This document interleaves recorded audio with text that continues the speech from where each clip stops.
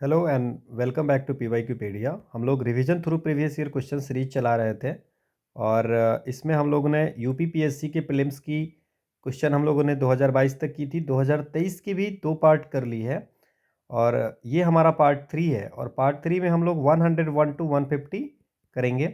ठीक है। सो इसकी जो पीडीएफ होगी टेलीग्राम चैनल PYQ_पेडिया पे मिल जाएगी। Okay, so let's start the session. पहला क्वेश्चन है कि the xylem in plants is, xylem क्या करता है प्लांट्स में, है ना। सो प्लांट में दो चीज़ें होती है, वन इज द जाइलम और एक होती है फ्लोएम। तो ये अगर आप सोचो एफ से है और ये जॉ से है, तो जाइलम जो है सो ट्रांसपोर्ट करती है जल, ठीक है। और ये है अगर एफ से, यू कैन राइट फूड, ठीक है। तो फोलम जो है वो फूड और जाइलम जो है जल, ये आपको याद रखना है ना। तो जाइलम का काम क्या होता है, दीज आर द, क्या है, टिश्यूज है ना। जाइलम और फोलम क्या है, जाइलम और फोलम क्या है, दीज आर द टिश्यूज, है ना, जो कि स्पेसिफिक पर्पस के लिए है। तो जाइलम क्या करती है, वाटर को करती है और फ्लोम फूड को करती है। तो ये दोनों आप याद रखना। अगला क्वेश्चन है कि नॉन कन्वेंशनल एनर्जी सोर्स अर्थ क्या होता है। So it's a non conventional भी, उसको रिन्यूएबल भी एनर्जी सोर्स बोलते हैं, ठीक है। तो जो आपको नॉन कन्वेंशनल एनर्जी सोर्स है वो रिन्यूएबल होता है ना। रिन्यूएबल एनर्जी सोर्स होती है ना, जो आपको कंटिन्यूसली नेचर के द्वारा प्रोड्यूस होती है और लिमिटलेस होती है। So that's a non conventional energy source, ठीक है। जैसे विंड हो गया, सोलर हो गया, ये सब जो है आपकी टाइड्स हो गए, तो ये सब जो है तो नॉन कन्वेंशनल एनर्जी सोर्स हो गया, ठीक है। अगला क्वेश्चन है कि बीओडी बायोलॉजिकल ऑक्सीजन डिमांड से क्या होता है ना, स्टैंडर्ड क्राइटेरिया फॉर, उससे क्या मेजर होता है ये पूछ रहा है। सो बायोलॉजिकल ऑक्सीजन डिमांड जो होता है ये क्या होता है कि टोटल, इसका नाम ही है ऑक्सीजन डिमांड, है ना। तो total amount of dissolved oxygen, dissolved oxygen present in, जैसे कि कोई आपको वाटर सैंपल दिया गया है ना, तो उसमें क्या है कि कितना आपको ऑक्सीजन डिजॉल्व्ड है। So that's a biological biochemical oxygen demand. And इसमें क्या होता है कि जो एक्वाटिक सिस्टम में आपको पॉल्यूशन वगैरह है कि नहीं, ये पता करता है। तो ये बेसिकली एक्वाटिक इकोसिस्टम में, है ना, ये इससे क्या पता चलता है हमारा बायोलॉजिकल ऑक्सीजन डिमांड से कि कितना डिमांड है और हमारा कितना ऑक्सीजन है। तो इससे पॉल्यूशन आप चेक कर सकते हो, है ना। अगला क्वेश्चन है कि the aquatic plant commonly used as biofertilizer in the waterlogged rice field. Rice field में जो जो राइस फील्ड जो होती है जहाँ पे वाटर होती है ना, तो वहाँ पे बायो फर्टिलाइजर की तरह किस चीज़ को यूज किया जा सकता है। सो पहला जो बायो फर्टिलाइजर है, जैसे आप कोई भी माइक्रो ऑर्गेनिज्म यूज करके, बैक्टीरिया, फंगी, एल्गी, ये सब चीज़ें यूज करके, है ना, आप अगर कुछ फर्टिलाइज़र वाला काम हो रहा है, कुछ बैक्टीरिया यूज करके, फंगी यूज करके, तो वो हो जाता है आपको बायो फर्टिलाइज़र, ठीक है। अब इसमें क्या होता है कि बैक्टीरियल भी होता है बायो फर्टिलाइज़र, फंगल भी होता है, एल्गल बायो फर्टिलाइज़र भी होता है, तो सबका अलग अलग होता है, ठीक है ना। एजोला आपको जो है, एजोला जो है ये आपको टेरिडोफाइट है, एक्वाटिक प्लांट है, जो वाटर के सरफेस पे रहता है और वाटर के सरफेस पे रहता है। और इसमें क्या होता है कि नाइट्रोजन जो है ना, पहुंचाने में ज़्यादा हेल्प करता है। सो ये एजोला हो गया। बाकी आपको इसमें अगर आप देखेंगे तो बैक्टीरियल बायो, जैसे राइजोबियम है, एजोबैक्टर है, ये सारी है, माइकोरिजा है, एजोला और एल्गल बायो फर्टिलाइजर है, ब्लू गिल एल्गी, है ना।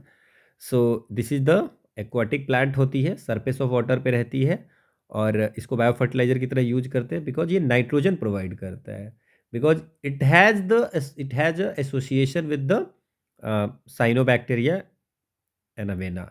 ठीक है। अगला है कि which of the following is known as laughing gas. So laughing gas जो होता है इट्स नाइट्रस ऑक्साइड, ये होता है हैप्पी गैस या लाफिंग गैस। ठीक है। अगला क्वेश्चन है कि सीविड्स जो है उसमें किस चीज़ का सोर्स है, आयोडीन का, ब्रोमीन का, क्लोरीन का, आर्गन का। तो ये जो है बेसिकली जो सीविड्स है उसमें आपको न्यूट्रिएंट्स बहुत ज़्यादा होता है, जैसे प्रोटीन हो गया, इसमें प्रोटीन है ना, विटामिन है, वाइटामिन है, मिनरल्स है ना, फाइबर है, ये सारी चीज़ें इसमें होता है। बट इसके अलावा इसमें अगर जो चीज़ें होती है वो आयोडीन भी आपकी इसमें रहती है। ठीक है ना, मिनरल्स में, है ना। अगला क्वेश्चन है कि which of the following is insectivorous plant. So insectivorous plant कौन है?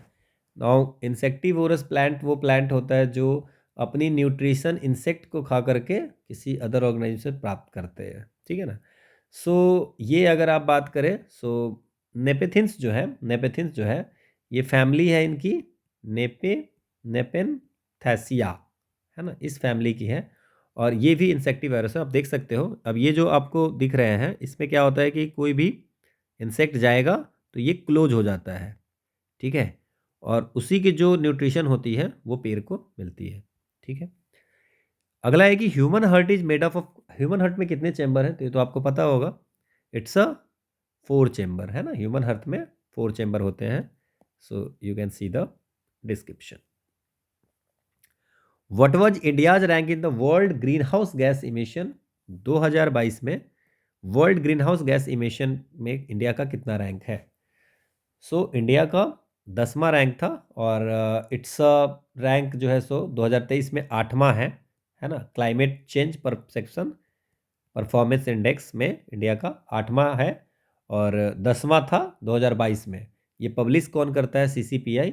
इट्स अ जर्मन वॉच, है ना, and new German German watch, है ना, और क्लाइमेट एक्शन नेटवर्क है जो 2005 से करती है ना। और ठीक है, तो ये आपको GHG मिशन में अगर बात करें तो 9th पोजीशन है 2023 में। ठीक है, पहले 10 था, अब 9th है। अगला है कि geographical unit that collects, store and release water. Water को रिलीज करता है, कलेक्ट करता है, स्टोर करता है, उस यूनिट को क्या बोलते हैं? इट्स अ वाटर शेड, है ना। सो वाटर शेड जो है सो एक ज्योग्राफिकल यूनिट है, just a piece of land that collects, stores and release of the water. ठीक है। अगला है कि when did the water prevention and control pollution act was enacted? किस साल में किया गया था? तो वाटर को प्रिवेंट करने के लिए और पॉल्यूशन को कंट्रोल करने के लिए 1974 में ये एक्ट आई थी, है ना। और इसको बाद में 1988 में अमेंड भी किया गया था। ठीक है। अगला क्वेश्चन है कि लोटिक्स इकोसिस्टम का एग्जाम्पल कौन सा है? तो लोटिक और लेंटिक मैंने आपको बताया था कि एक होता है लेंटिक system, लेंटिक ecosystem. So this is the still water, है ना, जो रुकी हुई पानी है वो हो जाता है लेंटिक। जैसे मान लीजिए कि पॉन्ड है ना, तालाब हो गया, लेक हो गया, है ना, ये सब जो हो गया लेंटिक इकोसिस्टम में। और लोटिंग जो होता है, लोटिक जो होता है वो आपको रनिंग वाटर होता है ना, रुका नहीं रहता है, रनिंग वाटर होता है। तो आपको लोटिक पूछ रहा है, तो रिवर रनिंग वाटर हो गया, है ना। और तो एग्जाम्पल लोटिक सिस्टम में रिवर हो गया। बाकी जो मार्सी एरिया है वो आपको जो है स्टिल वाटर होती है, पॉन्ड्स भी स्टिल होती है ना, रुकी हुई। सो द आंसर इज, ठीक है। अगला क्वेश्चन है कि पहला national centre of marine biodiversity India में कहाँ पे है? सो ये आपको जामनगर गुजरात में है। ये 2011 में इनॉग्रेट हुआ है, इंडिया का पहला national centre for marine biodiversity. ठीक है। अगला है कि which among the following is a constituent of natural silk में क्या होता है? तो ये मुझे लगता है कि आपको पता होगा कि नेचुरल सिल्क में सबसे पहली बात तो है कि सिल्क में प्रोटीन होती है, दो प्रोटीन होती है। One is the fibroin, one is the fibroin और वन इज द सेरिसिन, है ना, क्योंकि ये सिल्क वर्म से सिल्क निकलती है। और जितनी भी कंस्टिट्यूएंट होती है सिल्क में, उसमें इसके अलावा सेराइन, ग्लिसरीन के अलावा, ग्लिसाइन के अलावा नाइट्रोजन जरूर होता है। So the answer is nitrogen, है ना। अगला क्वेश्चन है कि desert dwelling animals are called, so रेगिस्तान में आवास करने वाले जानवर कहलाता है। तो रेगिस्तान क्या हो जाएगा, ये अगर आप इसको पढ़ोगे, है ना, एग्जाम्पल्स को हिंदी और इंग्लिश में अगर पढ़ोगे तो मरुदमित जानवर जो मरु में रहते हैं, मतलब कि जो रेगिस्तान में रहते हैं, ठीक है, तो यही आंसर होगा। ठीक है ना, तो इसमें कुछ बहुत ज़्यादा सोचने की नहीं। डिजर्ट ड्वेलिंग एनिमल वही होती है जो एक्सट्रीम टेम्परेचर को और वाटर शॉर्टेज नहीं रहता है तब भी अगर उसको झेल लेता है, तो है ना। तो ठीक है, तो आंसर इज जेरिकोल्स एनिमल्स। अगला क्वेश्चन है, कुछ डिजीज दिया हुआ है और डिजीज के बाद में कौन सी फैक्टर से होती है। जैसे डेंगू, आपको पता होगा कि डेंगू किस चीज़ से होती है। सो डेंगू तो वायरस से होती है, तो डेंगू तो वायरस है, सो बी का तो वन, तो बी का वन एक ही में है, तो ये तो पहले ही इसका आंसर हो जाएगा। बाकी अगर बात करें तो मलेरिया की अगर बात करें तो ये प्रोटोजोआ से होती है, और ये जो फैलती है मादा एनोफिलिस मच्छर से काटने से होती है। और पेप्टिक अल्सर जो अगर बात करें कि पेप्टिक अल्सर जो है वो बैक्टीरिया से होती है, और एलिफेंट फुट जो है सो रेड जो ये आपको राउंड वॉर्म्स होती है उससे होती है। ये पूरी एक्सप्लेनेशन है। अगला है कि trophic level are formed by, so what is the trophic level. Trophic level जो होता है, जितनी भी फूड चेन में जितनी भी ऑर्गेनिज्म होते हैं वो सबसे फॉर्म्ड होती है। So organism linked in the food chain, trophic levels मैंने आपको बताई है पिछले पहले की वीडियोज में, है ना। तो organism linked in the food chain में जितनी ऑर्गेनिज्म लिंक्ड होते हैं, जैसे अगर जैसे आपको रैट हो गया, रैट खाती है ग्रास, है ना। और ऑर्गेनिज्म की बात कर रहे हैं तो रैट को फिर स्नेक खाया, स्नेक को फिर जो खाया, है ना। सो तो जो ऑर्गेनिज्म जो फूड चेन में लिंक्ड होते हैं वो उसी से ट्रॉपिक लेवल फॉर्म होती है ना। आपने देखा होगा ना एनर्जी वाला ये इस टाइप से।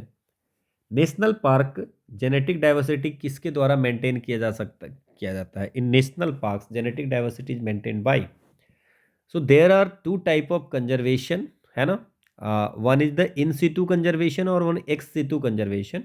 सो इन सितु कंजर्वेशन है जैसे नेशनल पार्क हो गया, और ये जो अगर बात करेंगे जैसे बायोस्फीयर रिजर्व हो गया, वाइल्ड लाइफ सेंचुरी हो गया, तो ये सब जो हो गया इन सितु कंजर्वेशन है कि जहाँ पे है वहीं पे सेव करना, समझ गए। जहाँ पे कोई जानवर है वहीं पे सेव कर रहे हो, दैट्स अ इन सितु। और एक सितु में क्या होता है कि जैसे मान लीजिए कि आप जानवर को लेके आ रहे हो कहीं पे, जैसे जू हो गया, है ना, जैसे पेड़ को लेके आ रहे हो, है ना, जैसे बोटेनिकल गार्डन हो गया, जैसे जूलॉजिकल, मतलब वहाँ की प्रजाति को, एलिफेंट को आप लेके आ रहे हो वहाँ पे रखने के लिए, है ना, उसको, तो that's a x situ conservation. ठीक है, तो ये जो आंसर होगा नेशनल पार्क जो होगा वो इन सितु कंजर्वेशन होती है। तो दिस इज, आप ये पूरा देख लीजिए। अगला है कि जो भारत के किस भाग में हांगुल नाम का हिरन पाया जाता है।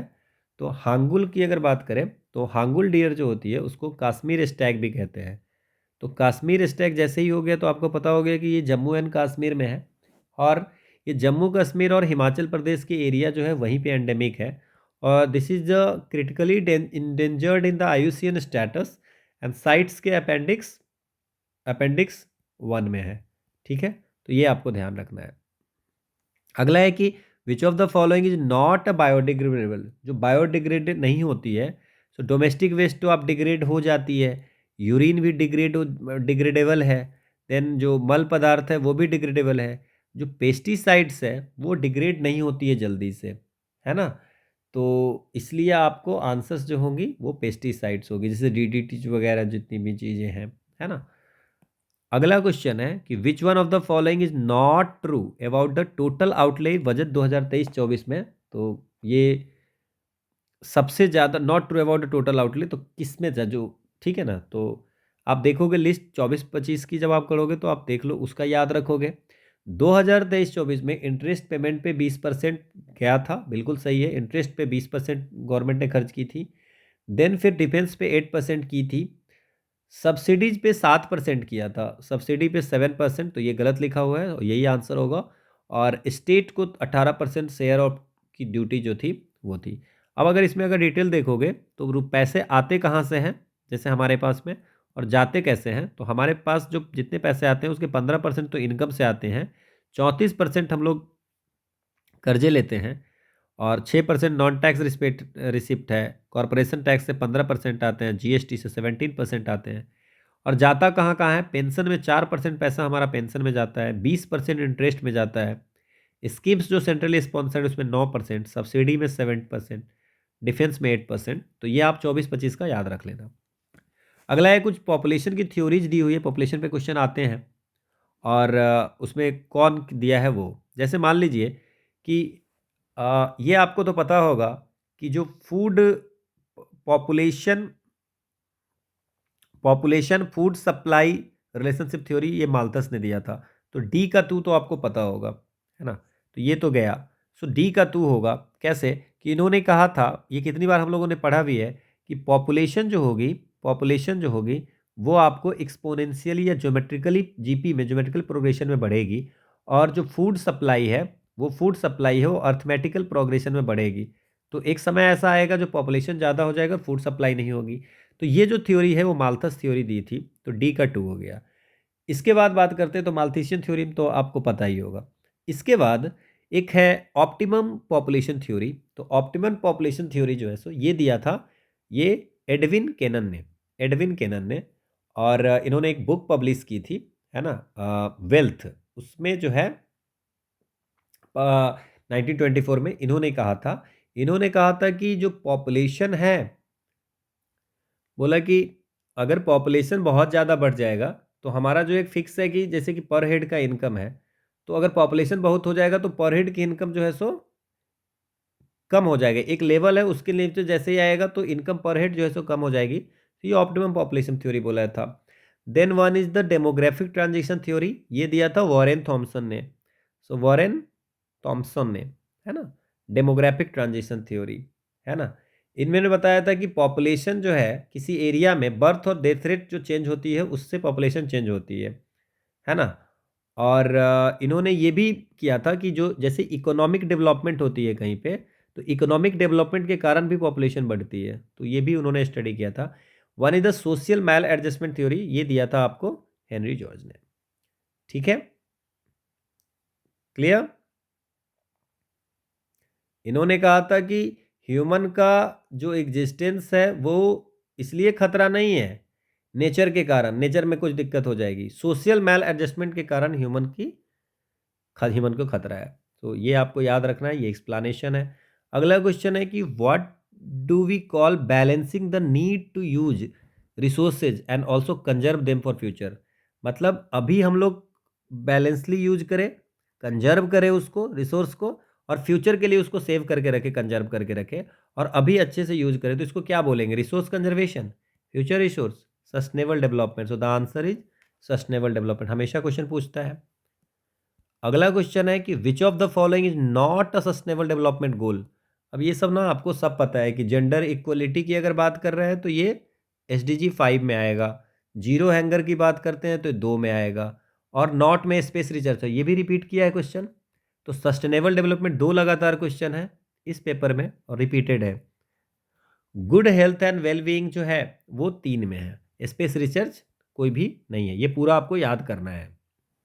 अगला है, फिर से क्वेश्चन है कि पॉपुलेशन पे क्वेश्चन है कि population control is necessary to maintain the environment of the country. Country के एनवायरनमेंट को मेंटेन करने के लिए पॉपुलेशन की ज़रूरत है।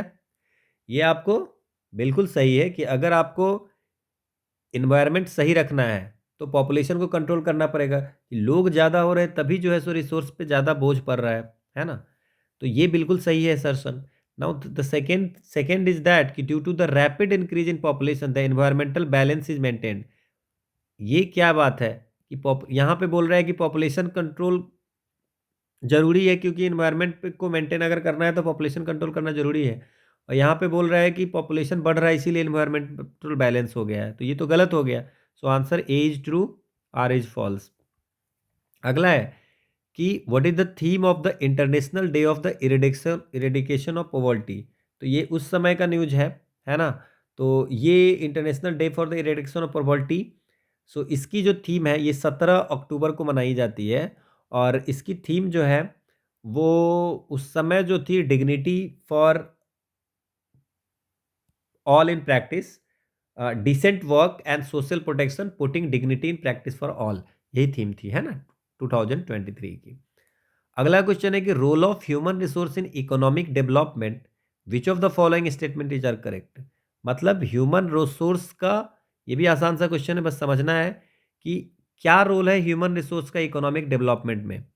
सो effect of economic development on population growth, है ना, इफेक्ट ऑफ इकोनॉमिक डेवलपमेंट, अगर पॉपुलेशन ग्रोथ होती है और वो ह्यूमन रिसोर्स में कन्वर्ट हो जाता है तो हमारी इकोनॉमिक की भी डेवलपमेंट होती है, तो बिल्कुल सही है। Effect of population growth in economic development, दोनों आपका सही है ना। इकोनॉमिक डेवलपमेंट से पॉपुलेशन ग्रोथ होती है, और जब पॉपुलेशन ग्रोथ होती है और वो अगर ह्यूमन रिसोर्स बन गया तो इकोनॉमिक डेवलपमेंट होती है, तो दोनों आपका सही है। ठीक है। अगला क्वेश्चन है कि सेंसस वर्क सबसे पहले इंडिया में कब हुआ था। देखिए, सेंसस का इतिहास बहुत पुरानी है। 1800 ईस्वी में इंग्लैंड में सेंसस हुआ था, और इलाहाबाद में 1824 में हुआ था, इलाहाबाद में कराया गया था। फिर 27-28 में बनारस में कराया गया था जेम्स प्रिंसेप के द्वारा। सबसे पहला फर्स्ट कंप्लीट सेंसस जो इंडियन सिटी का हुआ था वो 1830 में हुआ था, हेनरी वॉल्टर के द्वारा। ठीक है। अब जो सेकेंड सेंसस जो इसके बाद हुआ था 1836 में हुआ था सेंट जॉर्ज के द्वारा। 1849 में गवर्नमेंट ऑफ इंडिया ने लोकल गवर्नमेंट को ये कंडक्ट किया था कि हर 5 साल पे आप पॉपुलेशन कराएंगे।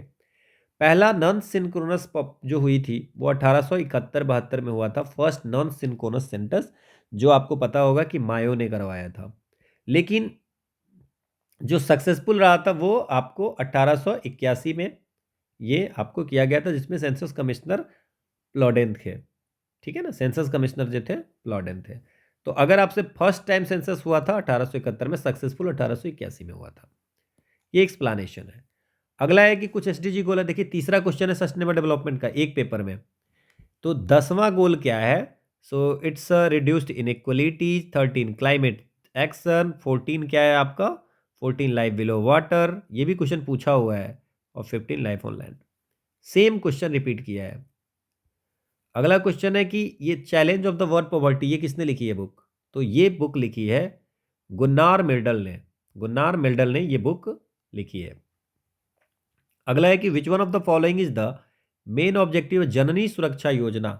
सो जननी सुरक्षा योजना जो है वो नेशनल हेल्थ मिशन के अंदर में, है ना, मदरहुड की सेफ मदरहुड के लिए ये एक प्रोग्राम लाई गई थी। ये पूरी तरह 100% सेंट्रली स्पॉन्सर्ड स्कीम है, और इसमें आपको कैश असिस्टेंस मिलती है। ठीक है। और किसको किस किस ठीक है, डिलीवरी और पोस्ट डिलीवरी केयर के लिए मिलती है ना। और इसकी जो ऑब्जेक्टिव है to reduce the maternal and neonatal mortality, मतलब कि ड्यूरिंग द प्रेग्नेंट वीमेन जो होती हैं उनकी बच्चे जन्म के समय में माता की मृत्यु, या बच्चा जो जन्म ले रहा है उसकी ड्यूटी, वो मर जाएगी, उसको डेथ को बचाने के लिए जननी सुरक्षा योजना लाया गया था। कि उसमें क्या था, कैश असिस्टेंस था। जो विमेन बीपीएल में है ना, सोशल इकोनॉमिक स्टेटस कम है, तो उनको जो है सो कि हॉस्पिटल में अगर वो इंस्टीट्यूशनल डिलीवरी कराएंगी तो उनको आपको कैश इंसेंटिव दिया जाएगा। इसी में आपको एक जननी, जो यूपीएससी में पूछा था, जननी शिशु सुरक्षा कार्यक्रम है। दोनों का डिफरेंस है। तो जननी सुरक्षा जो शिशु सुरक्षा कार्यक्रम है ना, उसमें एम्बुलेंस पिकअप ड्रॉपअप है ना, और इन्फेंट जब तक 1 साल तक का होगा तब तक उसकी सारी फैसिलिटी उसको दी जाती है, फ्री ड्रग्स, ये सारी ड्रग्स वगैरह सारी। अगला है कि जो एजेंडा 21 है, रियो समिट 1992 में हुआ था, वो किस चीज़ के लिए हुआ था? अब आप सोचिए कितने क्वेश्चन सस्टेनेबल डेवलपमेंट पे आए हैं। 5 क्वेश्चन, 4 से 5 क्वेश्चन सस्टेनेबल डेवलपमेंट पे ये क्वेश्चन पूछ रहे हैं। ठीक है। अगला क्वेश्चन है फिर से क्वेश्चन सस्टेनेबल डेवलपमेंट पे। Consider the following statement about, ये 5th क्वेश्चन है सस्टेनेबल डेवलपमेंट पे। Consider the following statement about sustainable development, है ना। So based on the global indicator framework, data produced by National Statistical System and information collected at regional level, the United Nations Secretary General present an annual Sustainable Development Goal Report। तो क्या annual sustainable गोल report बनती है regional level पे? ये सही है आपका। दूसरा है, आप देखिए इसमें क्या बोला है, सिंपल सा बोला है कि ग्लोबल इंडिकेटर फ्रेमवर्क, और जो नेशनल स्टैटिकल सिस्टम, और जो इन्फॉर्मेशन रीजनल लेवल से आती है, जैसे इंडिया ने कुछ दिया, पाकिस्तान ने कुछ दिया, बाकी जितनी भी कंट्री जो दिया, यूनाइटेड नेशन सेक्रेटरी एक एनुअल सस्टेनेबल डेवलपमेंट गोल रिपोर्ट बनाते हैं कि किसने कितना क्या किया है और क्या कर रहे हैं। देन है कि ग्लोबल सस्टेनेबल डेवलपमेंट रिपोर्ट, ये रिपोर्ट के बारे में है कि ये प्रोड्यूस किया जाता है कि ये आपको इसमें ये जो है हर तिमाही पे क्वाड्रेनियल क्वाड्रेनियल ठीक है, क्वाड्रेनियल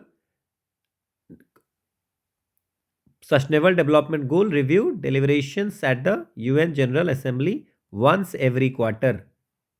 ठीक है, तो ये वंस एवरी 4 ईयर पे बनाते हैं, वंस एवरी 4 ईयर पे। तो ये गलत हो गया, सिर्फ एक सही है, ये वंस एवरी क्वार्टर में नहीं, हर तिमाही में नहीं, 4 साल पे। अगला है कि ह्यूमन डेवलपमेंट रिपोर्ट 2000, देखिए ह्यूमन डेवलपमेंट रिपोर्ट पे भी क्वेश्चन कितनी बार आ चुका है, हर 1-2 साल पे आया ही है। ह्यूमन डेवलपमेंट रिपोर्ट 2021-22 के बारे में पूछ रहा है कि इंडिया का रैंक क्या था। आप याद रखिए, इसमें तो जो सही था वो सही था, इंडिया का अभी 132 रैंक है, और इसके बारे में बहुत डिटेल हमने पढ़ी है, तो इसको हम डिटेल में नहीं पढ़ने जा रहे हैं। अगेन क्वेश्चन देख लो क्या क्वेश्चन आया, फिर से वही सस्टेनेबल डेवलपमेंट 6th क्वेश्चन है ये। Natural resources should be use by the present generation in such a way that, इस तरह से आप अभी जो नेचुरल रिसोर्स को यूज करें, if there is minimum degradation of natural resource, कम से कम नेचुरल रिसोर्स का डिग्रेडेशन हो, then what kind of development would be. तो इस ये ऐसे अगर यूज कर रहे हो तो इसको डेवलपमेंट को क्या बोलेंगे, it's sustainable development. 6th question है सस्टेनेबल डेवलपमेंट पे 2023 में। विथ रेफरेंस टू पीएम गति शक्ति scheme which of the following statement, तो पीएम गति शक्ति स्कीम जो है वो आपको 2021 में लॉन्च किया गया है, तो पहली बात तो 22 में नहीं किया गया था, 2021 में है, तो ये तो गलत हो गया। और ये रोड रेलवे एयरपोर्ट 7 इंजन है ना, 7 इंजन में कौन कौन है, road railway airport port mass transport waterways logistic. ठीक है, ये बिल्कुल सही है। NIP will be align with PM गति शक्ति फ्रेमवर्क, ये भी सही है, बाद में इसको अलाइन कर दिया गया था। National infrastructure pipeline. अगला क्वेश्चन है कि which of the following is not an economic, कौन सी इकोनॉमिक एक्टिविटी नहीं है, ये पूछा जा रहा है। सो इकोनॉमिक एक्टिविटी वो होती है जिससे जो मान लीजिए कि आप इकोनॉमिक गेन के लिए कोई मैन्युफैक्चरिंग करते हो या सर्विस प्रोवाइड करती हो इकोनॉमिक गेन के लिए, दैट्स ए इकोनॉमिक एक्टिविटी। और वो एक्टिविटी नॉन इकोनॉमिक एक्टिविटी हो जाएगी, ठीक है ना। आप पैसा कमाने के लिए जो काम करते हो दैट्स ए इकोनॉमिक एक्टिविटी, पैसा कमाने के लिए, या आपको कुछ अनाज मिल रहा है, कुछ भी ऐसा हो रहा है ना, मॉनेटरी टर्म में जिसको मेजर किया जा सकता है, दैट्स ए इकोनॉमिक एक्टिविटी। और नॉन इकोनॉमिक एक्टिविटी हो गया जो आपको बस आप जैसे मान लीजिए सेल्फलेस सर्विस कर रहे हो, सोशल सर्विस कर रहे हो, NGO, that's a non economic activity. ठीक है, तो फार्मिंग इकोनॉमिक एक्टिविटी, अब आप समझ गए, सर्विस किसी को दे रहे हैं economic activity, transportation economic, voluntary किसी को सर्विस दे रहे हैं that's not a economic activity. अगला है 2023-24 की बजट में कौन सा सही है, तो मुझे लगता है that's not important. Compare to the previous year highest percent of decline has been recorded in the allocation. अब आपको इस क्वेश्चन से क्या सीखना है कि इस बार की जो बजट आएगी उस बजट में आपको देखना है कि कहीं किसी का बजट में कम तो नहीं किया, जैसे एमजी नरेगा में है ना, पिछले साल के अनुसार से प्रीवियस ईयर डिक्लाइन किया है इस साल, ये बोल रहा है, और ये सही भी है 23-24। तो आपको 24-25 की जो बजट आएगी उसमें ये देखना है कि डिक्लाइन कहीं पे किया है या इंक्रीज किया है। Compare to the previous year highest percent growth has been, और किसमें हाईएस्ट ग्रोथ मिली है ना, ये तो गलत है, बट किसमें हाईएस्ट ग्रोथ मिल रहा है ये 24-25 की बजट में आपको देखनी है। यही सीखनी होती है प्रीवियस ईयर क्वेश्चन से कि किस टाइप के क्वेश्चन पूछे जा सकते हैं। By which year the target of population stability India में फिक्स की गई थी, कितना, तो 2045 नेशनल पॉपुलेशन पॉलिसी आई थी। तो नेशनल पॉपुलेशन पॉलिसी में इंडिया ने ये सोचा था कि हम जो है पॉपुलेशन स्टेबलाइज कर लेंगे 2045 तक।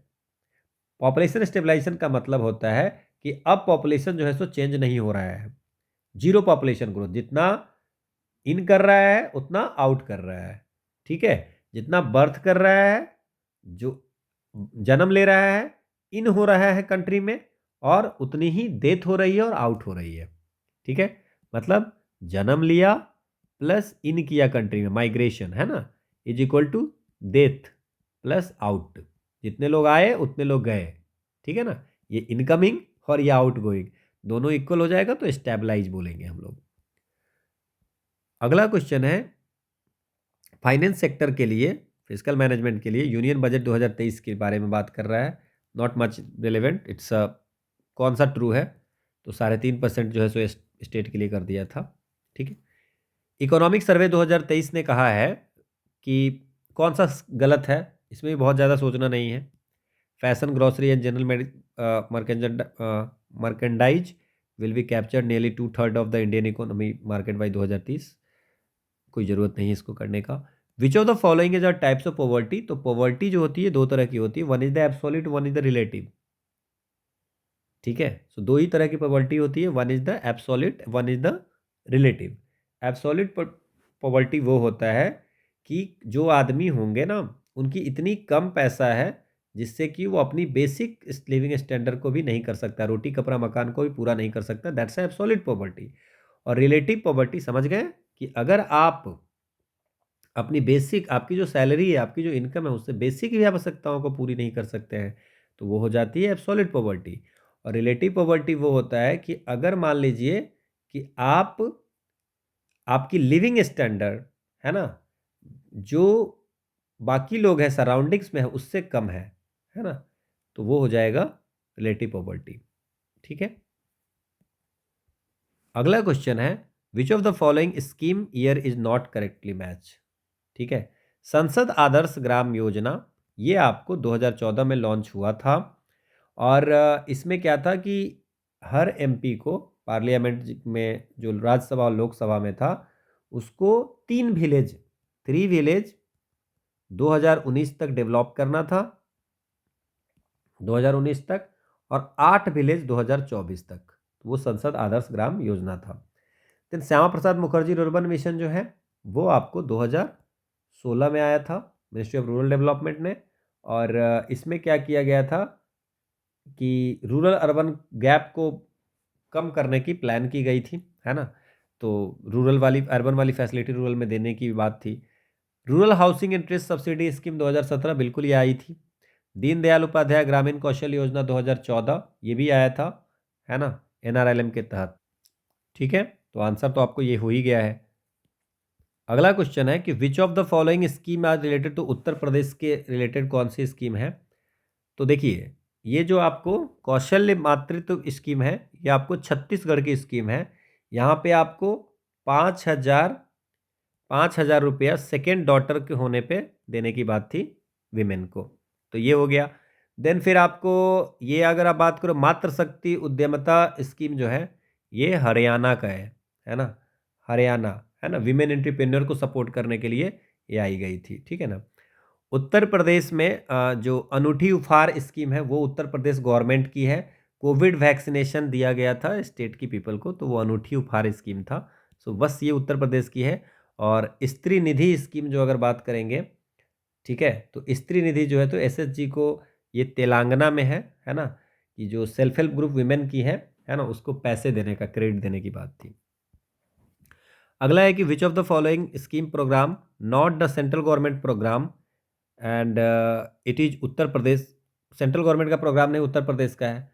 तो आपको पता है कि एमजी नरेगा, ठीक है, वो हो गया। जो सेंट्रल गवर्नमेंट का प्रोग्राम नहीं है ना, और उत्तर प्रदेश गवर्नमेंट का प्रोग्राम है, तो इट्स गंगा एक्सप्रेस वे, आपको पता ही होगा, है ना, नई बन रही है, 594 किलोमीटर की बन रही है। और ये मेरठ से लेके प्रयागराज तक, मेरठ से प्रयागराज तक। ठीक है, समझ गए इसमें। इसमें आप ये भी याद कर लेना कहाँ कहाँ से गुजरती है, क्योंकि क्वेश्चन पूछा हुआ था एक बार कभी। ये देख लीजिए पूरी diagram. Who has written the book from independence to self reliance, ये बिमल जलान ने लिखी है book, from dependence to self reliance. Which of the following is known as world wetlands day, तो वर्ल्ड वेटलैंड्स डे कब मनाई जाती है, 2 फरवरी को। 2 फरवरी को क्यों मनाई जाती है, क्योंकि 2 फरवरी 1971 को ईरान के सिटी रामसर में रामसर कन्वेंशन हुई थी। और ये भी याद रखिए 2023 का थीम क्या था, it's time for wetland restoration. ठीक है। अगला क्वेश्चन है कि वर्ल्ड सोशल प्रोटेक्शन रिपोर्ट कौन बनाती है। सो इंटरनेशनल लेबर ऑर्गेनाइजेशन बनाती है, निकालती है वर्ल्ड सोशल प्रोटेक्शन रिपोर्ट, है ना। अगला है कि मिड डे मील स्कीम कब रीनेम हो गया था पीएम पोषण स्कीम। तो पहले क्या था, मिड डे मील स्कीम था। मिड डे मील स्कीम किसके अंदर आती है, मिनिस्ट्री ऑफ एजुकेशन, है ना। और ये सेंट्रली स्पॉन्सर्ड स्कीम है। 1995 में सेंट्रली स्पॉन्सर्ड स्कीम 1995 में लॉन्च किया गया था। 1 से 8 साल 8वें क्लास तक के बच्चे को आपको खाने की बात थी, ठीक है ना, 6 to 14 ईयर्स तक के। और 2021 में इसका नाम कर दिया गया प्रधानमंत्री पोषण स्कीम, पोषण स्कीम। और इसमें 3 से 5 साल के बच्चों का भी ऐड कर दिया गया बाल वाटिका के थ्रू 2021। अगला क्वेश्चन है कि 2023-24 का फिर से वही बजट का क्वेश्चन है, किसमें कितना एलोकेट हुआ था। तो आपको याद रखना है ना, एलोकेशन अमाउंट भी थोड़े बहुत देख के रखना है ना। सो इसमें जो है सो यही होगा आंसर, बाकी that's not relevant. Okay, so this is all about the phase 1। हम लोग 2023 तक की सॉल्व कर लिए, है ना। So we ended with the phase 1 जैसा हमने कहा था, ठीक है। So it's a okay, so quote of the day, it's not about having the right opportunity, it's about handling the opportunity right. आपको सही अपॉर्चुनिटी मिले, है ना, वो नहीं होता है। आपको जो अपॉर्चुनिटी मिला उसको सही से हैंडल करना, है ना, ये बड़ी बात होती है। Okay, so this is the Telegram channel PYQ_PD है, जहाँ पे आपको ये PDF सारी मिल जाएंगी।